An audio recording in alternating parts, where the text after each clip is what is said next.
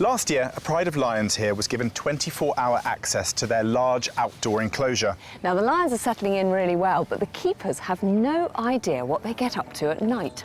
Now, in the wild, of course, lions would be very active after dark. But in captivity, will they prowl around or they stay tucked up in bed? So, on today's programme, for the very first time, the keepers are going to have night vision cameras to find out what this lot get up to.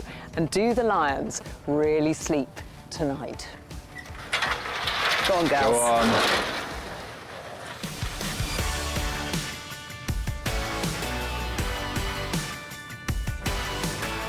Also on today's show, Keeper Ian risks life and limb for the killer shot of Africa's deadliest animal. They wake up in the morning grumpy and they go to bed grumpy. Jean meets Animal Adventure's strangest resident. Wow, he's just completely turned into a little ball. How amazing is that? And what happens when an animal wants to explore outside their enclosure. I've got cars coming in, so he knows that he's got a perfect opportunity. And there goes Dave.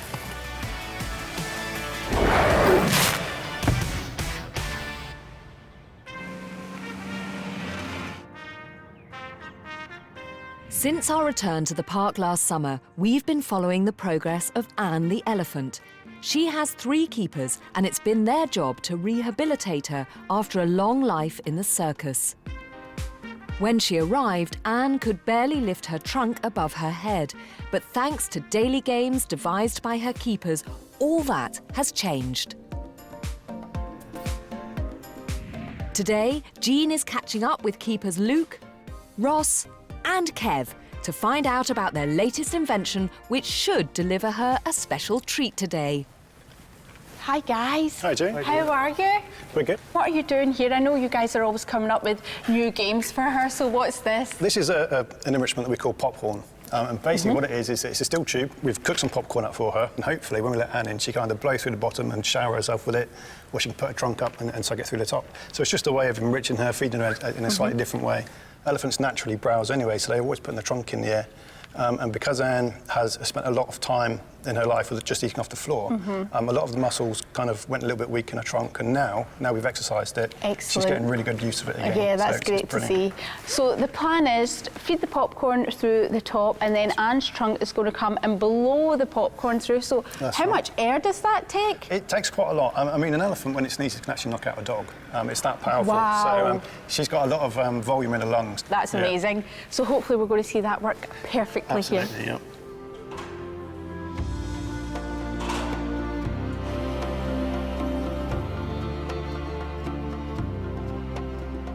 Oh, it's lovely to see her again. Come on over, Anne. Always at her own pace. Moseying on over. How does she usually explore things? Usually it's with the trunk. Their trunk is their main piece of equipment. Nice and to the trunk see does it. everything: smell, grab, pull, push. And I can see those little fingers on the end. She's an Asian elephant, so she just has the one, whereas the Africans tend to have 2. You can see she's got one here right there. and sort of like a little lip. Hi, Anne. We've got a treat for you. We've got a treat for you, Anne. So what will make her decide whether she goes up high or down low? I think she'll get as much as she can from the top, and then she knows there's more in there that she can't reach. Then she'll figure out about blowing the bottom, probably remember as she goes up higher. Up she goes. And that's great because she swung right up there, so she's using muscles inside the trunk. Exactly. Even though she's not using the device as intended yet, we'd like her to blow from the bottom straight away. It is lovely to see her cheat and be able to get that trunk up there and use the control to get what she can. Oh, she's enjoying that popcorn. She's got a right good handful of popcorn there, and then again just swung her trunk straight back up to get more, so that's great. It's a big win for us 3 when we see her being able to control her trunk so high and for such a period of time. So it's a muscle that you've really trained? Yeah, we've just put things in place to promote her, to just put that exercising. She's an old girl. If she can get away with not exercising, she will. She's doing well, and she's so intelligent. To remember that game, first of all, remember how it works. An elephant never forgets, and we like to make things as fun as possible so there's a memory of it. So hopefully all our devices, she'll remember how to play it because it was fun for her. I can hear something being blown down the tube there. What is she doing? Well, she's blowing through the top because now she's reached what she can. So she's blowing down to blow it down and bounce it off the mesh and up. Oh, very clever. Which works to a certain extent. She's pushing a lot of air down there. I've got some popcorn and some elephant snot on the end of my hand as well. She's so precise and controlled in her movements as well. Yeah, she is. Yeah, but what we really want to see her doing is getting that chunk underneath and blowing some popcorn up in the air. Yeah, and we will stay here all day if we have to. Fortunately, the wait wasn't too long and our cameras were perfectly placed to capture the action.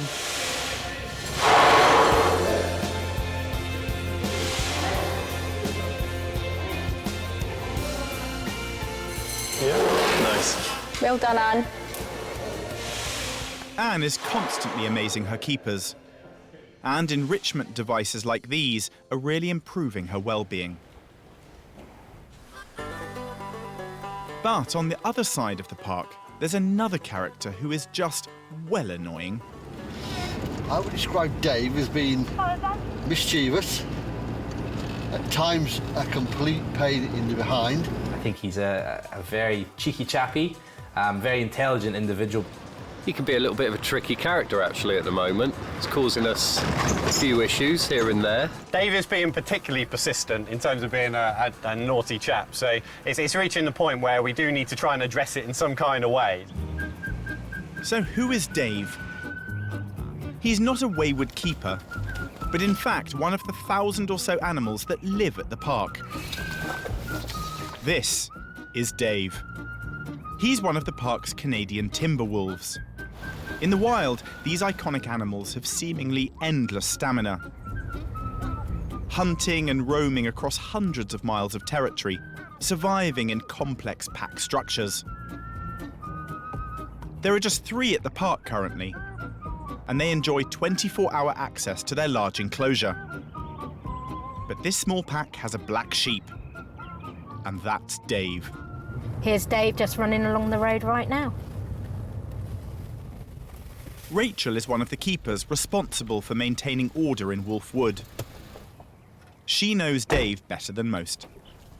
Dave is brilliant. They're each characters, but it's just Dave is the star up here, I would say. He would test you. He loves to play games with you at certain points where he just makes you try and make that one mistake, and he's just got you. Dave's latest campaign is proving particularly problematic for Rachel. Like clockwork, at 3 p.m, naturally inquisitive Dave tries to explore the area outside his enclosure and thinks he's found a way to do it. Dave waits for cars to come into the section to make his move. He waits for his opportunity. He's so intelligent, he knows it's going to happen. If there's a gap, he's going to take it. But this is no laughing matter. The Timberwolf enclosure is located at the southernmost tip of the safari park, close to the lions. Metal fences and strips of no man's land called a safety lock separate these predators. A skillfully manned system allows thousands of cars to pass through on the busiest days. Block 5 to 2nd Section Patrol. Rob, is it possible to get a guard up here? I've got a couple of lions playing around. It's safe for now, but Tilly thinks Dave's getting a bit too close for comfort. It's very important that he doesn't get actually into the lock system. Dave in himself is dangerous, but he will rile up the other animals, and worst case scenario, you can have them all converging on the same area, all getting very angry. It's very, very serious. It's 3 o'clock in the wolf enclosure, and Rachel is preparing herself for Dave's daily wander. As you can see, Dave is up, and he's about. He's got the other 2 following him. You can just see by Dave's posture at the moment that he's like, I'm thinking about it. Cheeky Dave's been biding his time until the park gets busy. I've got cars now coming in to the section, so he knows that he's got a perfect opportunity. And this is where the fun begins, of trying to make sure you're reversing back to create no space whatsoever for Dave to sneak down. I could drive at him, but he may sort of like make me make a mistake, or like so. Getting in the wrong gear. Exactly what Dave's waiting for. Just a constant like game of chess, and as soon as I can, I will be trying to get him out of this slip fence because I'm holding up traffic at the moment. Yes, Dave, I can see you. And don't bat your eyelids at me because you're not getting past, please. Keep going. Drive. And then hopefully guide him out. But he's, again, still adamant that he's getting down. Oh, it's not good. I don't like this, Dave. Don't want to keep doing this. See, and then you've got members of the public, and I can't really, again, I cannot manoeuvre because I got people. Yeah, I'll make myself in. And Dave knows. And I'm going to hit the fence, and there goes Dave. He's going down in between the cars because he knows that I can't stop him. Dave has left his enclosure and entered the lock. It's still a safe area, but is one step closer to the lions. With Rachel watching his back, Declan heads out on foot to carefully coax Dave back into Wolf Wood. I hold up a little bit, wait for him to get on the road. I'm going to be driving across so that I don't stop him going that way.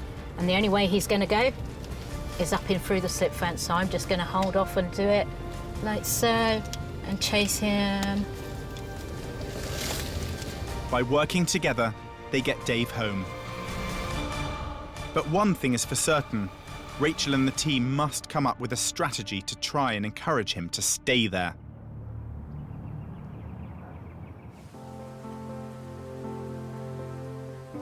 Last series, we saw how a fatal disease, avian malaria, devastated the penguin colony. Treating the disease claimed even more lives. Of a colony of 34 birds, just 7 survived.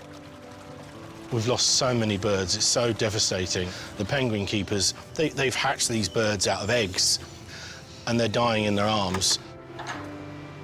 Keepers worked around the clock to nurse the remaining penguins back to good health. And, with help from other collections, new birds started to arrive. And the park is rebuilding the colony with old faces and some new ones. I'm here with keeper Lucy. Lucy, we've got some penguins around us, we've got some food.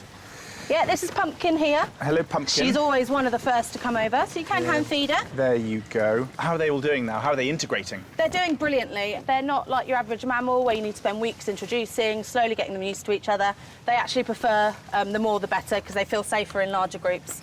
So in terms of the new ones, they will snap at each other, they'll shout at each other, tell each other off, but you don't really need to worry about it. Now, you guys grow very attached. Do you have a favourite? One of my favourites is probably this little one here. This is Princess. Hello, Princess. You can see she's got a little bandage on her foot. She's just hurt her foot and we just have to keep it clean. But she is one of the ones I've known since she was absolutely teeny tiny, so you do get very, very much attached. And what are hopes and aspirations for the future? Presumably that they'll actually find mates.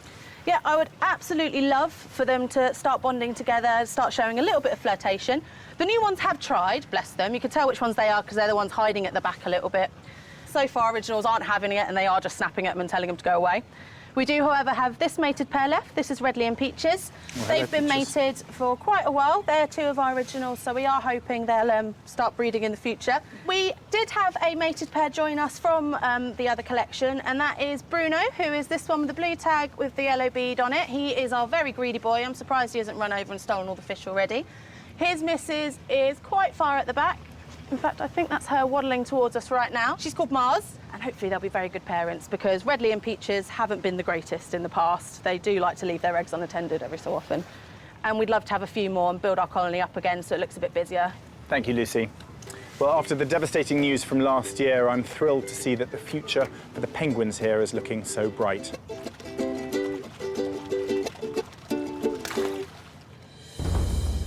Lions were the first animal to arrive at the park when it opened in 1966. They were the key to a potentially dangerous but also pioneering plan. Semi-wild animals living in a drive-through enclosure deep in the Wiltshire countryside. Last year, we saw how the park was changing to create a new super enclosure for its famous lions. 2.5 kilometres of new fencing was installed at a cost of over £500,000.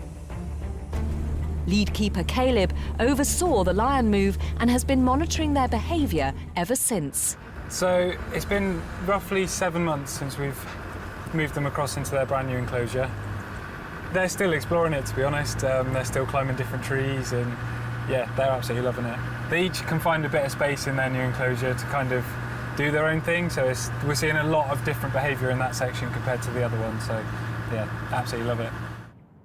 At the end of each day, most lions in captivity are put to bed in their pens, but out in the wild they would be highly active after dark. Instead of being locked in at night, these lions now have 24-hour access to a special nighttime paddock. They constantly explore their enormous daytime enclosure, but the keepers have no idea if they venture out of their beds at night. We often hear as we're driving in the morning or driving home the lions roaring and things, so we kind of want to know what they get up to overnight. So tonight we're going to set up some cameras into the paddock and hopefully we're going to learn how much they actually use the paddock and what areas they use, and just see what they get up to overnight, because it's a sort of a burning question that we've always wanted to know the answer to, how much and what they do outside. Night vision cameras could also help keepers get a better understanding of pride dynamics. During the day, the two adult males, Simba and Klaus, rule over the pride. Klaus is last, so this is our big male. He's 210 kilos. He normally is the last one in. He just waits for the others to go in to make sure that they're all in, and if there is any threats, he's to deal with it outside. At night, when their instincts are heightened, this behaviour could be even more extreme. With all the lions secured in their house, Caleb and Eloise can start rigging the enclosure with cameras, which they hope will also survive the night. The cameras are going to be protected slightly because they're in a metal box, but you never know what the lions are going to do you? Hopefully we get something good, but fingers crossed.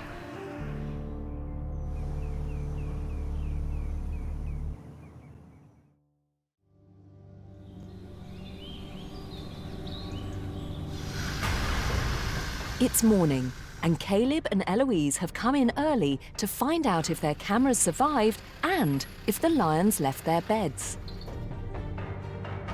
It's pitch black in the lion enclosure, and only with infrared cameras can we see. But not so for the lions. So we've got all the lions running out. Their eyes appear to be glowing because of a layer of tissue at the back of the eye, which helps reflect all available light, giving them superior night vision over us humans. And these are just staring directly at us. It is quite daunting to see a lion's face at night because their eyes are so illuminated. Definitely.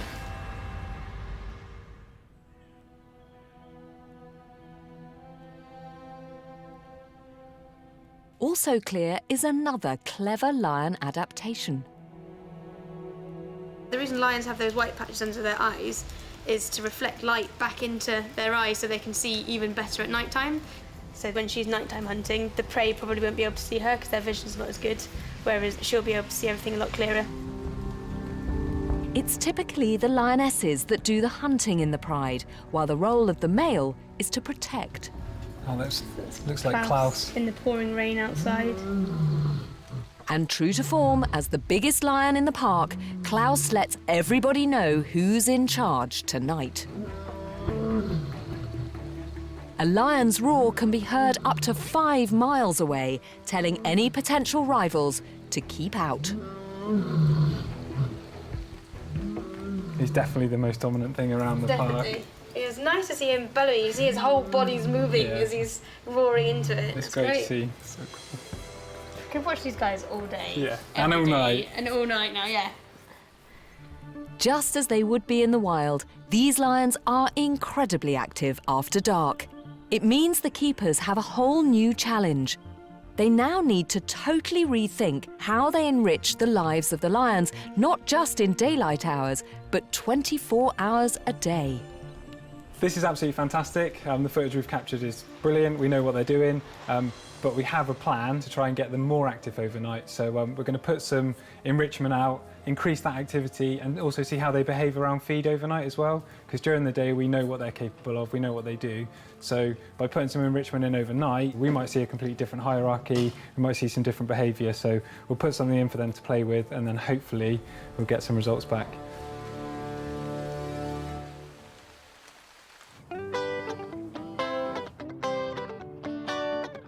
Behind the magnificent Longleat house sits Animal Adventure, home to 52 different weird and wonderful species, as Jean has been finding out.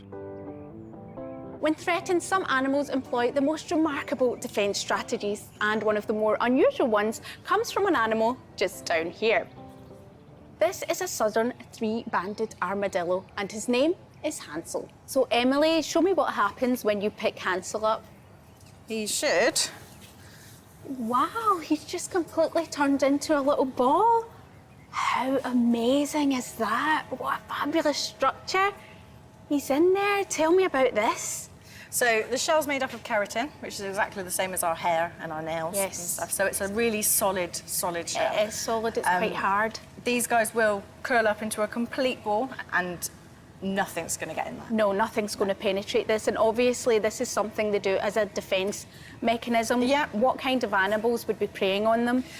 So in the wild, it's going to be big cats like jaguars. I can't see even a jaguar penetrating him. I mean, he's very protected. It would be really, really tough. And tell me a bit more about his design. So he's got these really, really huge claws. Yes, I can see those there. So is he a digger? He is a digger. He does like to dig around. What kind of things is he digging around for? Well, in the wild, these guys would eat lots of bugs and things like that, so lots of things that are under the ground. These guys have an amazing sense of smell, so they can smell things from a really, really far away. How does he know when it's safe to come out again? It's the amazing hearing.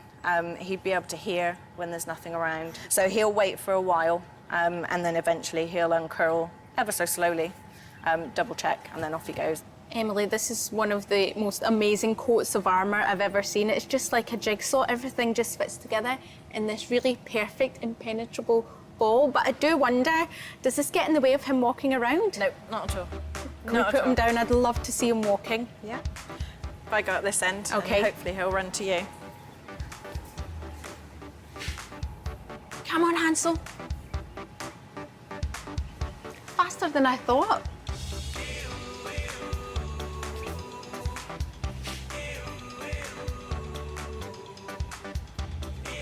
What an amazing little animal. We see some huge predators in this park, but that was a perfect little ball of defence. With over 100 species of animal, there's no shortage of characters in this park. But every now and then, there's one animal in particular that stands out from the rest of the pack. Earlier, we met Dave, the Canadian timber wolf. His daily attempts to head beyond the bounds of his enclosure are tormenting his keepers. Rachel and her team have come up with an ingenious plan to try and deter Dave from going near the gates. We're going to use his nose and sense the smell to see if we can deter him from that by giving him a smell that he doesn't like, that he's going to associate with the slip fence, and he will go, you know what, I don't like that area anymore, I'm going to avoid it. In this experiment, Rachel's going to present Dave with smells that she hopes will act as a deterrent: menthol oil and chili powder. Wolves have an incredible sense of smell, capable of picking up an odour up to 2 miles away. The smells won't harm the wolves at all, but they may deter them. Let's take them in and go and see what Dave does with them. 3 o'clock is fast approaching. Dave's preferred time to head for the gates. It's now a race against time to prevent yet another of Dave's escapades. The question is, will Rachel's deterrent actually work? So we're going to get our 2, fingers crossed, horrible smelling ones. I'm going to put them out first, keeping an eye on Dave at the same time. We're just waiting for the boys to see what they do. It's no surprise that first on the scene is Dave. Dave's the bravest. He's going in. He's going to have a look. What is it? Is it safe to do so? Dave's having a good sniff of chili powder, making him sneeze. He's not 100% sure of that one. But nope, doesn't like the old. You just saw his face then. Oh, bit of a reaction to that one. Dave's sort of like, nope, don't like him, going away.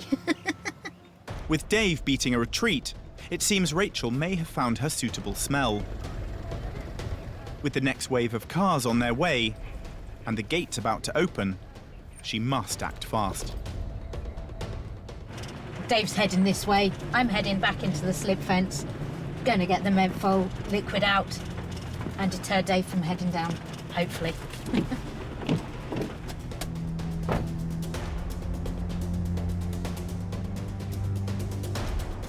Now for the other side. Going to be really quick, bus is coming. If this test works, the keepers will devise a more permanent solution. By creating a temporary virtual blockade with the oil, it should be immediately clear if it works or not. As cars head into the enclosure, will Dave head down to the gates? Dave got up and he was heading this way, but he's now gone the opposite way. He's just decided that he didn't want to come our way. And he's gone back to the others, as far away as possible from the slip fence. I'm taking it as a win for myself. Absolutely happy with that. Brilliant.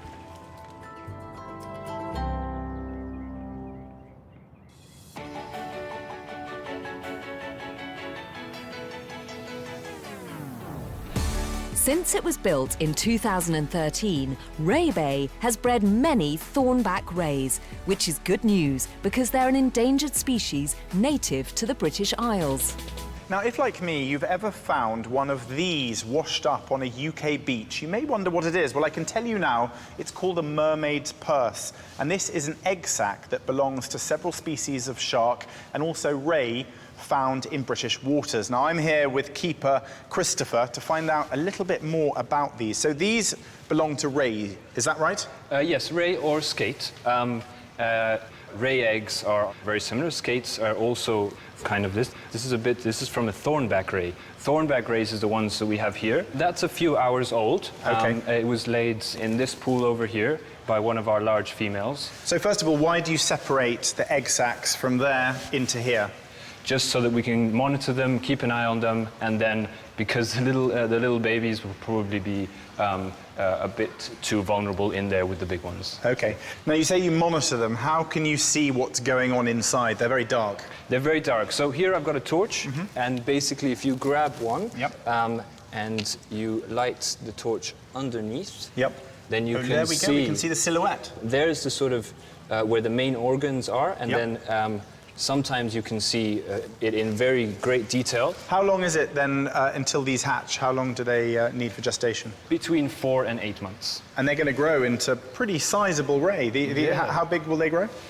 Between a meter and a half. The female is a tiny bit bigger. They take quite a long time to mature. About 8 years, they're sexually mature. They're so beautiful, they're so peaceful, they're so gentle, and they're really lovely. If someone finds one of these on the beach, what should they do with it? And see if there's a little ray forming inside, and if there is, you could put it back in the water, but usually it means that it's an empty case. Christopher, thank you so much. There you go. Next time you find a mermaid's purse on the beach, you'll know exactly what it is.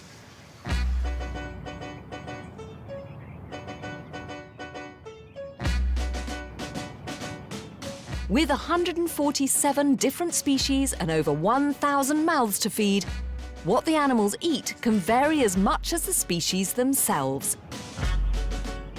Jean is in the back cave for the afternoon feed-up. Hi, Perry. Hello. Wow, I can hear these bats making lots of noise. What types of bats are they? These are Egyptian fruit bats in here. We've got 42 boys. Why do you only have boys in here? Well, it's like a retirement home for them. They're all getting on a little bit. They've come from other zoos and they're not endangered. So we don't need to breed them and they get along a lot better in single-sex groups. I know that bats are frugivores and they can eat up to half of the equivalent of their body weight. every day, so you must be continuously feeding them. Yeah, they eat a lot of fruit and they need all that energy to help them sustain flight, as flying does take a lot of energy. So what kind of things do they like to eat? What's their favourites? Their favourites are bananas and mangoes, but we're going to try something a little bit different today. Figs, plums and strawberries, so it's going to be interesting to see how they react. So should we do a little taste test, make them some fruit good kebabs? idea. Would that go down well? Yeah, let's do it. So are these some of the fruits that they would eat in the wild? Figs, definitely. Apricot as well, dates. They're not actually very fussy. So we have figs here, plums here and strawberries. Which ones do you think they're going to go for? I think figs, and I don't think they're going to like strawberries, and I'm not sure about plums. We'll soon see. Plenty of food down here, guys. I think he's sniffing out this strawberry. Well, we've been joined by a couple more now, and figs and strawberries seem to be popular. He's just sniffing this out, thinking about trying a fig. Oh, and no, changed his mind. That's one he doesn't like. This little guy is loving these strawberries, but you weren't expecting that. I was not expecting this at all, but he's really enjoying that. When they're eating so much fruit, there must be a bit of a mess in here. Yeah, it's a constant clean-up job in here. They produce guano, which is actually a really important fertiliser. It's actually used in some gunpowder as well. So it's really special stuff. So when you clean it up in here, can you make use of it? Yeah, it's just used as fertiliser. It goes on fields. What's he going to go for? So he could be sniffing out this food, deciding whether to go for strawberries or plums. And there you go, he's gone for the strawberries again. So that's why you do these taste tests, isn't it? To find out which fruits they prefer. Exactly, and it's teaching us as well, which is always good when it comes to working with animals. Well, Perry, I think your taste test has been a success because we've all found out that bats love strawberries. The park is home to many species that are deadly to humans. But what many visitors don't realise is that the most dangerous animals here are the two hippos, Spot and Sonia. Despite weighing over 1.5 tons each, these sisters are surprisingly fast and incredibly aggressive. In their native Africa, the hippo is responsible for more human fatalities than any other animal. Our pair came here from Uganda in 1976. Since then, everyone has kept well away. Until now. Today, keeper and animal park veteran Ian Turner is going to try and photograph them like never before. He's taken great shots of most of the animals on the park, but there's one photo he still hasn't got. Each winter, the hippos build a giant mud wallow. They do it because mud helps stop their skin from drying out. But for as long as anyone can remember, they make their wallow deep in the bushes. But this year, it's out in the open. I've been here over 40 years, and this is the first time I can remember where we'll be able to see him clearly. So literally, this could be a once-in-a-lifetime opportunity, never to be seen again. Normally, it's in a place we can't see or get to. You know they're there, so you can just see the tops of them, and you can usually see a bit of steam coming off of them. But normally, it's right tucked away. Having such a good vantage point is a rare opportunity. But once inside the hippo enclosure, it's safety first. Ian parks as close to the boat as he can. One of the things about hippos, they look big and fat, but they're fast. They could probably run 30 miles an hour, which is faster than I can run, I'm afraid. Ian wastes no time getting to the safety of the boat. When he does get on deck, the view doesn't disappoint.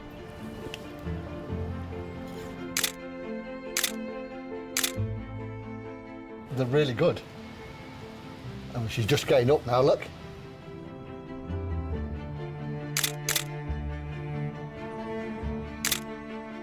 Where we're looking now, you've got the two hippos. Perfect little mud wallow that you make themselves. Normally, it's in the willow trees, so we can't see them.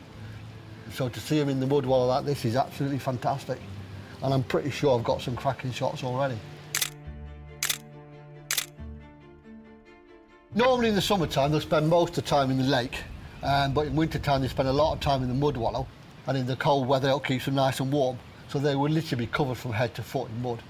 At the moment where they are now, they're not buried themselves really deep, they're just laid on the top, because it's a really mild day today.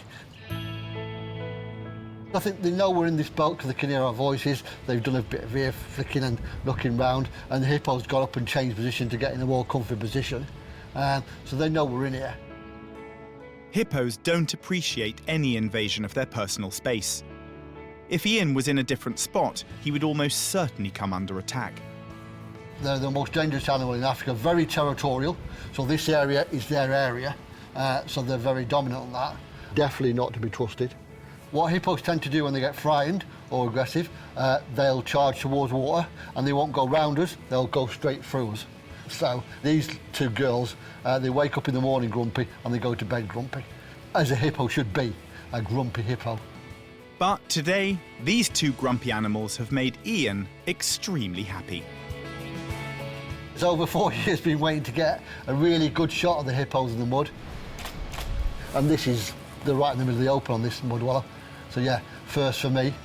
So they're always amazing, these animals.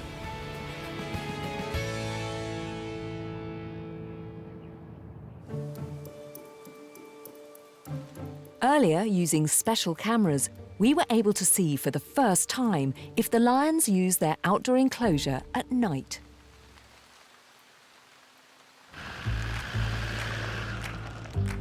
After seeing how naturally nocturnal the big cats are, senior keeper Caleb has come up with a plan to keep the lions entertained well into the early hours. He's made a massive, meaty treat for the lions, but first he must get it out of its container.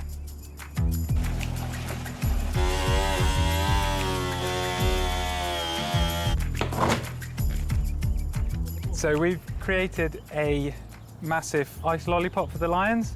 It's got 2 toys frozen into it, and it's also got meat and other different things in there as well to try and focus the lions' attention. And obviously, with it being ice, hopefully it won't melt too fast, and it should keep them in the same spot for hopefully 6 or 7 hours. With all the enrichment in place, night begins to fall on the park. Yeah, as you can see, it's getting quite dark, so it is imperative that we get out before it gets pitch black as well. The animals are extremely dangerous at night, and their behaviour completely changes, so to get through the rest of the reserve safely and out, we've got to kind of time it just right. 9-6 Caleb. Come in. The lions are on the way out.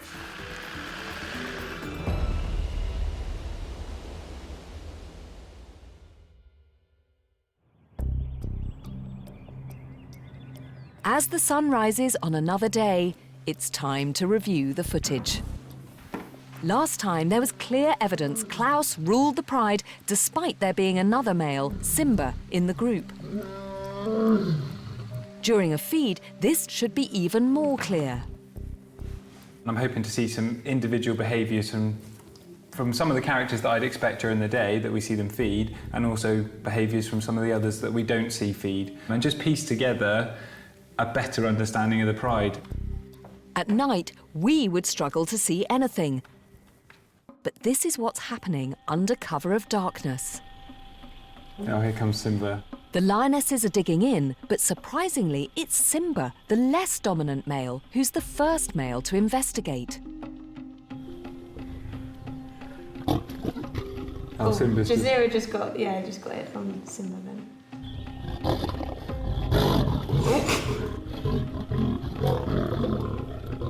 Wow, that's incredible. Did you see the jump?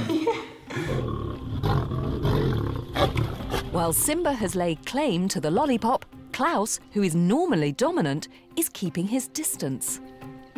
It is interesting to see just Simba left, because you'd expect Klaus to be, just as involved, or if not, he's slightly bigger than Simba as well. Just incredible how much of the space he's cleared around him. They must all respect Simba quite a lot, that's what it goes to show. Definitely. Oh, Klaus is Klaus. There he is. Oh, that's a big fight between the two boys. Oh, Simba. Simba's definitely trying. Oh, yeah. Simba's definitely got. He's actually hugging over the whole top of the ice block. He's just like, no, you can't have that. He's using his whole body to guard it from all the other lions. That is incredible. Klaus is kind of a bit confused how he hasn't got what he wanted, because he normally gets what he wants. Viewing the lions out of normal hours has given a totally different dimension to pride dynamics. It's interesting to see how they are when we're not there. I honestly didn't expect Simba to be as controlling over it. There was so many interactions between all the animals and so much interaction around the ice block that I could watch it 10 times and still keep learning new things about individuals. That as we were watching it, we've learnt a lot from it, and it's given us ideas for the future as well.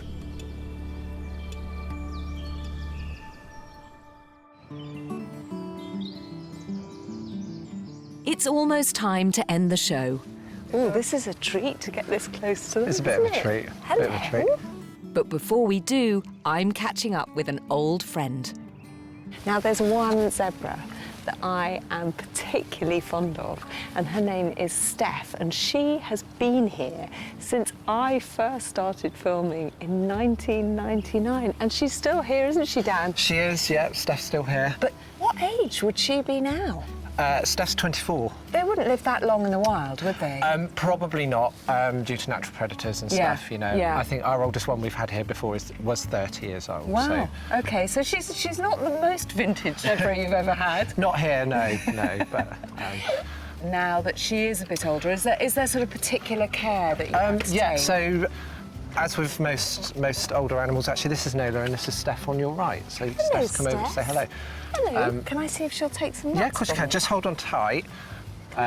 She's quite keen for them. Yeah, So Steph. on that is some medication which is for arthritis. OK, so she's getting a little bit creaky in her old age, is she? Yeah. Hello, You know, Steph. she's a bit slower than the rest. Other than that, she's perfectly healthy. She looks incredibly well, and she hasn't got any grey. No grey. And she's had a number of foals over the years, hasn't she? She has had a lot of foals, yes. She's still got some here now. We've got Kabibi, who's her daughter. Right. And she's had foals as well, so she's got grandchildren. So she's got as well. grandchildren here? As she is, you know, one of the great matriarchs of the park. She's one of our favourites here. Do you think she'll live out her days here? Yeah. As long as she's in good condition and good health, then she'll be here for forever. Well, Dan, it's always a real pleasure and a real treat to be this close to them. You're very welcome. Thank you. Thank you very much. Well, sadly, that's all we've got time for on today's programme, but here's what's coming up on the next Animal Park. It's the annual weigh-in for these mighty giants. But how do you weigh a rhino? I don't think he's too happy about having his weight taken today. We discover the lengths keepers go to when they step in to raise the animal orphans. This isn't just a 9-to-5 job being a zookeeper, that's for sure. And the vital TB testing continues across the park. But what will be the outcome? Obviously, we're hoping for a clear result and that TB is not an issue. That's the hope.